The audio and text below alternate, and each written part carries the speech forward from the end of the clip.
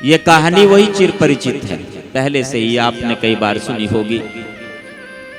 एक राजा के यहाँ पर इकलौती बेटी है, एक कन्या है और उसके विवाह की तैयारियां चल रही है, स्वयंवर की तैयारी है। राजकुमार आए हुए दूर दराज से,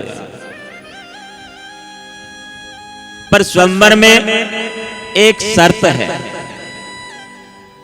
क्या शर्त है? सामने जो तालाब है, जो सबसे पहले उसे पार करेगा, उसी के साथ इस कन्या का विवाह होगा, और जिसके साथ विवाह होगा वो राजपाट का मालिक हो जाएगा, सब उसी का है। बहुत नौजवान राजकुमार आए हुए दौड़ पड़े तालाब की ओर, सब ठहर गए वहीं पर, किनारे पर ठहर गए, कोई नहीं तालाब में कूदने को तैयार हुआ। तालाब में बड़े बड़े मगरमच्छ थे, मुंह खोल रखा था उन्होंने, कोई आएगा हमारी भूख मिट जाएगी, भाई शांति मिल जाएगी। हम मरने के लिए कौन तैयार होगा, जान है तो जहान है। सब विचार कर रहे हैं, भाई कोई नहीं, दर्शक बन गए। और धीरे धीरे दिन ढलने वाला है, सूर्यास्त तक यदि शर्त पूरी न हुई तो फिर तो अगला स्वयंवर नहीं होता, शर्त पूरी करनी। राजा की धड़कनें तेज हो रही हैं, अचानक से किसी के तालाब में कूदने की आवाज आई छपाक से, और एक नौजवान मगरमच्छ के ऊपर से पांव रखता हुआ तालाब को पार कर गया। तालियां बजने लगी बहुत जोर जोर से, सभी आश्चर्यचकित थे। राजा भी अपने सिंहासन से उठा, उसकी पीठ थपथपाई कि शाबाश बेटा, तुमने तो कमाल कर दिया, इतनी बहादुर हो तुम। उस नौजवान ने कहा, महाराज पहले मुझे इस भीड़ से पूछना है, धक्का किसने दिया था मुझे? वो स्वेच्छा से नहीं कूदा था, तालाब में भीड़ थी, वो आगे खड़ा था, किसी ने पीछे से खिसका दिया आगे को। वापस जा नहीं सकता तो जान बचाने के लिए तालाब को पार करना पड़ा। ऐसा नहीं होना चाहिए कि आप दबाव में, ना ना ना, वो दबाव बन गया ना, प्रेशर बन गया, वो नहीं होना चाहिए।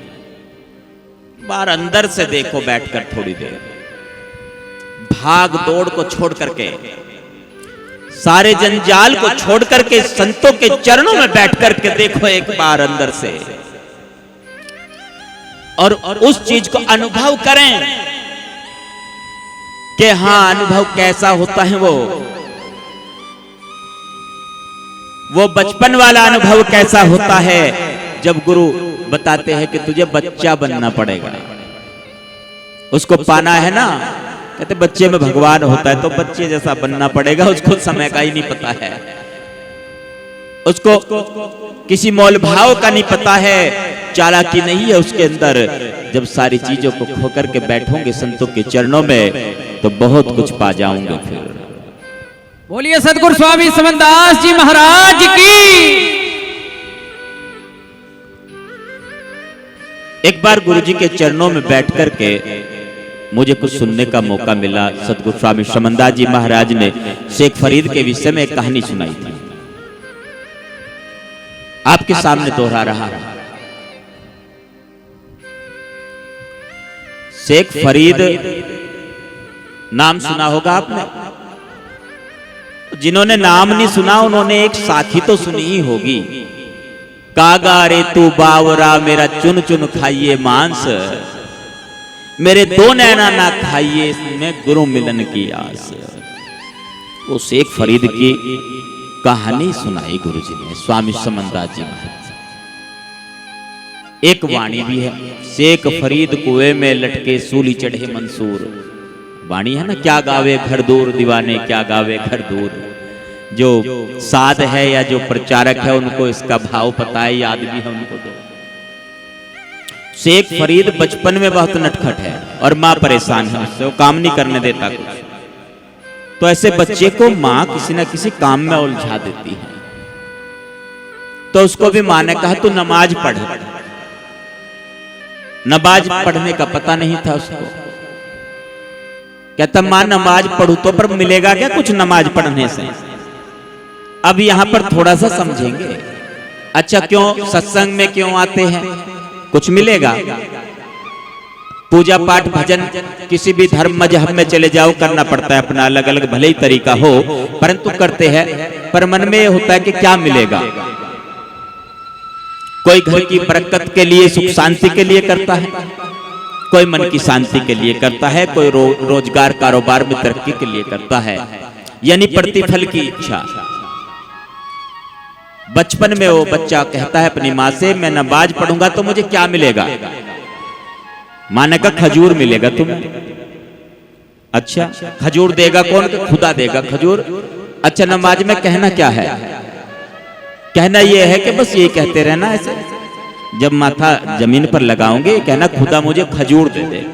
एक चटाई बिछानी है, चटाई बिछाई और बस ये कहना खुदा मुझे खजूर दे दे और सब भूल जाना। उसने कहा ठीक है।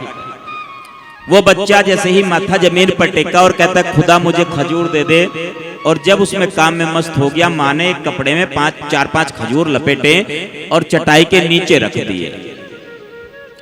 बच्चा उठा थोड़ी देर के बाद, कहने लगा माँ खजूर तो मिले नहीं, खुदा ने मेरी बात सुनी नहीं है क्या?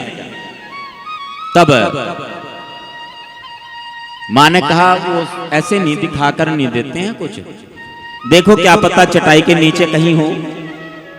वो बच्चे ने देखा चटाई हटाकर तो खजूर, बड़ा प्रसन्न हो गया, कहता अब तो रोज नमाज पढ़ूंगा मैं, आपकी कोई मनोकामना पूरी हो जाए, आप भी कहोगे ऐसे ही। ठीक है, रोज चलने लगा वही काम, और माँ चुपके से 4-5 खजूर कपड़े में लपेटकर चटाई के नीचे रख देती। एक दिन माँ भूल गई खजूर रखना, माँ को तो याद नहीं रहा खजूर रखना भी है या नहीं। और शेख फरीद वो बालक, जब वो बार बार दोहरा रहा है, वो अंदर से छल नहीं है, पाप नहीं है हृदय में, चालाकी नहीं है, घृणा नहीं है, ईर्ष्या नहीं है, नफरत नहीं है, सारी चीजें नहीं है ये, और पुकार रहा है कि खुदा मुझे खजूर दे दे। जब उसका वो कार्यक्रम पूरा हो गया और रोज की तरह कपड़ा हटा करके वो चटाई हटा करके देखा तो एक कपड़े में वही 4-5 खजूर हैं और वो उनको खा रहा है। माँ ने देखा, अरे खजूर कहां से लेकर आया है तू? उसने कहा खुदा ने दिए हैं। माँ सोचे खुदा ने कौन से ने दे दिए, मैं तो रख कर नहीं आई हूं आज। दरअसल माँ भी खुदा ही है। माँ खुदा होती है, भगवान का रूप होती है माँ। बहुत कम वैसे कहते तो है, कह देते हैं हाँ भाई माँ भगवान का रूप है, भगवान का रूप है, पर यहाँ से स्वीकार नहीं हो पाती बात। वो क्यों? क्योंकि जब बच्चा बड़ा होने लगता है ना तो माँ बाप में कमियां निकालने लगता है। वो फिर उसको माता पिता की बात चुभने लगती हैं। अगर माता पिता की सीख गलत लगने लगे, माँ बाप की कही हुई बातें बच्चे को चुभने लगे, तो उसे ये समझ जाना चाहिए कि बेटे तू बिगड़ गया है।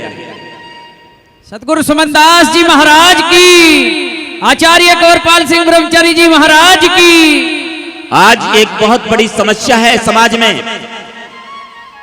हम शिक्षा की तरफ बढ़ रहे हैं, शिक्षा की तरफ बढ़ते जा रहे हैं, परंतु संस्कार घटते जा रहे हैं। शिक्षा के साथ साथ संस्कार भी आवश्यक हैं। बाबा साहब कहते हैं कि शिक्षित बनो, हम कहते हैं शिक्षित करो, परंतु शिक्षा के साथ साथ संस्कार का होना भी अनिवार्य है। यदि संस्कार को हम भूल जाएंगे तो शिक्षा का कोई औचित्य नहीं रहेगा, कोई महत्व नहीं रहेगा।